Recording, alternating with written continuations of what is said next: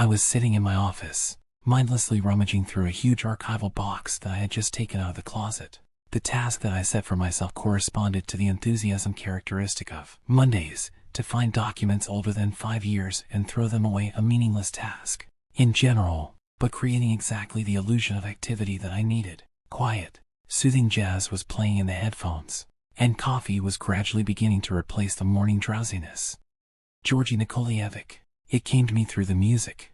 Out of surprise, I straightened up sharply, almost hitting my head on the table, and looked at the unexpected visitor without any pleasure. He turned out to be a frail guy of about 30 to 35 years old named Anton, our technical administrator. A ridiculous dark brown knitted sweater contrasted with bright red sneakers and blue jeans. Even from where I sat, I could smell the heavy, old sweat coming from his clothes, which did nothing to improve my already gloomy mood. Anton couldn't imagine a worse visitor. "Yes, Anton, what happened?" I asked, taking out one earphone out of politeness. "Maintenance called. In 15 minutes there will be a temporary blackout on all floors except the laboratory." "Couldn't you tell me by phone?" "You didn't answer the phone." Anton frowned, already beginning to mark time like a student late for a date. I looked at the phone with regret. Indeed, I missed 4 calls. "Nah, okay, thank you." Behind me was a whole cabinet with financial reports and, to tell the truth, I wasn't going to tell him that I hadn't even turned on the computer yet. The guy had a bad reputation as an informer. Suddenly the light went out. "Oh, here it is," Anton noted, not without pleasure, putting his hands behind his head, which made his smell spread even more strongly throughout the office. "Yes," trying not to pay attention to it, I turned around in my chair and pretended to be looking for some paper. A second later, without closing the door behind him, Anton went about his business. Suddenly, there was a small, quick stop, which is sometimes emitted by children running barefoot, and immediately after it, a loud, wet crash, and at the same instant, something heavy fell to the floor. Out of surprise, I froze, the earphone still not reaching my ear, and turned back to the door. Behind her, part of the empty corridor and the very edge of Anton's red sneaker lying on the floor were visible. "Lord God!" I exclaimed, jumping up. "Anton! And what happened?" Nadia, one of our accountants, also heard the noise and stuck her head out from behind the door of the adjacent open space. "Anton fell there. Call. Somewhere below." A quick stomp was heard again, and at the same instant the girl's face was distorted in pain, as if in slow motion. I watched as her head began to turn to the left. In horror, she raised her hands to her throat, as if trying to release someone's invisible grip, but instead her fingers only scraped along her skin. White from the tension, the head turned further and further until a wet crunch, already familiar to me, was heard, and her body, fully opening the door, fell in the passage. I was numb. My heart was beating hard and fast.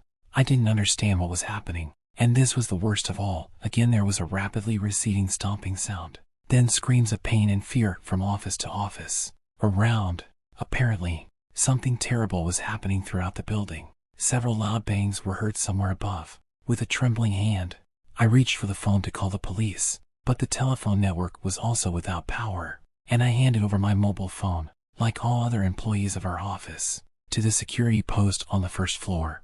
There was no connection. Outside the window, the snowstorm that began a couple of hours ago was loudly knocking on the windows, drowning out the stomping and screams. But soon everything died down. Not believing that I was still alive, I loosened the tie on my sweaty neck. "Is there anyone alive?" My voice sounded like a squeak. For the first time in my life, I was afraid to take an extra breath, but sitting silently was beyond my strength. Instead of an answer, a sob was heard from behind the closet. There, behind the wall, is another office. I remembered. I didn't know who was sitting there, but the fact that someone else survived was real happiness. "What is this? What happened?" The survivor's frightened, fussy speech resonated with my own panic, but I tried to collect my thoughts. "It seems they all had their necks broken. But we don't." "Why? What does it want?"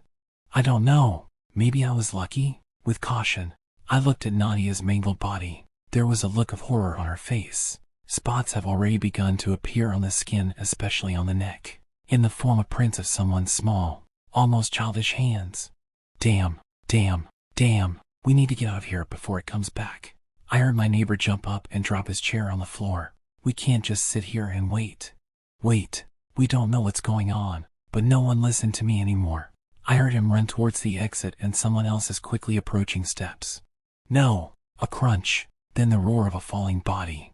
Realizing that my breathing could probably be heard through the wall, I covered my mouth with my hands. The brain frantically beat about the same thought: we need to run. But how? This man died trying to escape, which means he cannot escape. I sat down in the chair as quietly as possible and froze, frantically peering into the twilight of the unlit office. Wait, then, perhaps, they will save me. But how long will I have to wait?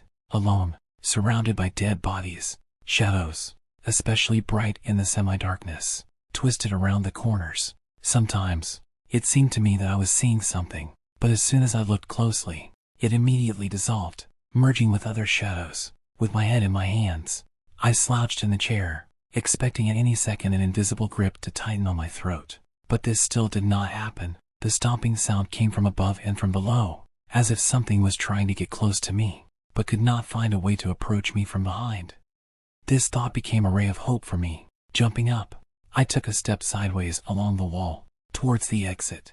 The frightened consciousness screamed not to do this, and in order not to listen to it, I ran with an absurd step forward, until I reached the passage where Anton's body still lay.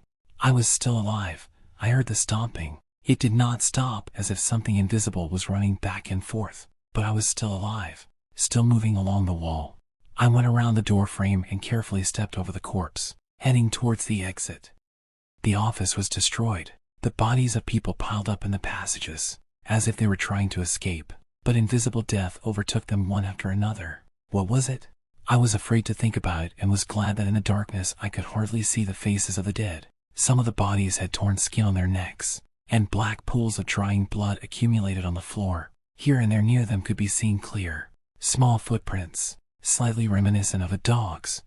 Going out into the main lobby, I headed towards the fire escape. Without electricity, the elevators did not work. The sound of invisible heels accompanied me, sometimes getting so close that I was afraid of tripping over it, not imagining what would follow. Closer to the fire escape, the offices ended and bodies became less and less common, slowly moving forward.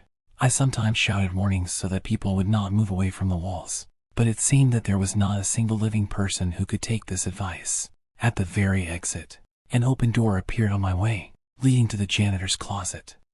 Undecided, I stopped. If I run to the other side of the corridor, will it have time to grab me? Footsteps heard right under my nose made it clear that the creature was also interested in this issue, and I decided not to risk it. Pressing my back against the door frame, I entered the closet to walk around the perimeter of the room. Right in the middle of the dark room, filled with mops and cleaning powders, lay the body of a janitor. In his left hand glinted the blade of a knife, stained with blood. Was he trying to defend himself? His neck, unlike all other corpses, was not twisted, but the blood pouring all around clearly indicated that he was dead. Having taken out the keys to illuminate my way with a keychain flashlight, I stepped over the pool of blood, but immediately stopped. Some complex pattern was drawn on the floor under my feet. Sharp angles enclosed in several circles. It did not look like ordinary sectarian pentagrams. The design was much more complex, but it was impossible to see it better because of the blood.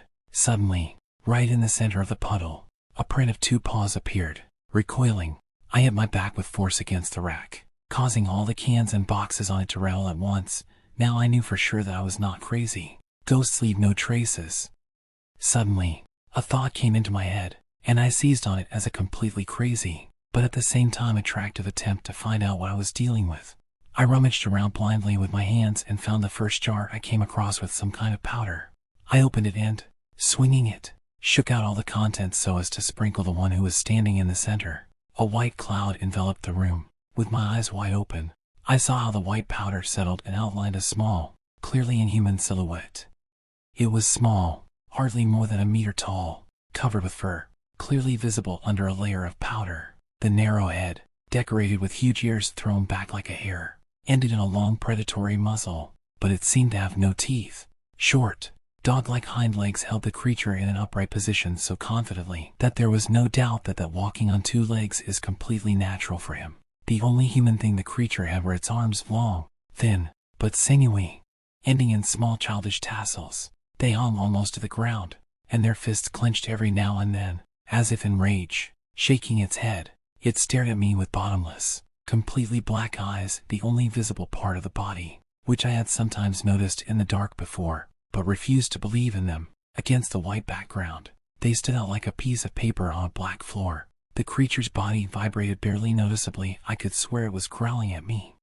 Jumping, the creature easily landed on the ceiling, leaving several bloody paw prints on it, and, after making several circles above my head, jumped out into the corridor so quickly that I instantly lost sight of it, barely keeping my sanity from fear. I followed whatever it was. Being alone with it in the same building was madness. The fire escape was only a few meters away. The icy wind instantly penetrated under the thin jacket. Winter had not yet fully come into its own. The frost had barely surpassed -1 degree. But without a jacket, I instantly became numb. The creature was not hurt. It must have preferred to live in the warmth. Still trying to keep my back to the railing, I quickly descended, literally jumping from flight to flight, slipping, rising and jumping again as quickly as possible, until I finally descended to the second floor, where the stairs ended. Trembling with my whole body, I reached for the door leading back into the building to the common staircase. But behind it, right behind the glass, without any doubt it stood. The powder was no longer there, either because of its speed, or it was another individual. But I noticed the bottomless black eyes instantly. Recoiling, I pressed myself against the railing with all my might. Below me there was about 3 meters in hard asphalt, lightly sprinkled with snow. The creature's eyes came sharply closer, and I heard a powerful blow. The door shuddered. Cracks instantly appeared along the window reinforced with iron mesh, and I made up my mind. In one movement I jumped over the railing and fell clumsily to the ground, breaking my leg and severely injuring both arms. From the pain, my head became a little clearer. I got out. Just a couple of tens of meters from me is the road leading into the city. There aren't many cars there, but someone will definitely help me. And I crawled. My hands ached from the cold. The pain in my broken leg vibrated throughout my body, making me grind my teeth. But the fear was stronger. Here it is, the road. There were much more cars on it than I could have expected in a dense formation. They lined up along the gate leading to the courtyard of the Enterprise. Seeing me, one of the drivers got out of his car and ran up to me. "Help," I whispered. Without saying a word, the driver lifted me up and, like a fireman, dragged me towards the cars. Behind their even formation were several ambulances. "One alive," he shouted somewhere into the darkness. I was almost blind from the pain and the bright light, but it seemed like there were a lot of other people hiding behind the headlights. "Do you know what happened?" he asked, seating me in the back of the ambulance. "Invisibles," I stammered, gasping for breath. "Everyone is dead." The driver froze. His face, previously expressionless, seemed to tremble slightly. "We have a survivor here from the service staff," he muttered somewhere behind his back. "State your position, please." "Head of accounting," I stammered. "At the Biological Research Center." "The janitor." I saw a pentagram. "Just a coincidence. What happened in the genetics department. Leaked samples. You weren't supposed to see them. I'm sorry. It's really a pity. Your body will be given to your family." I quickly.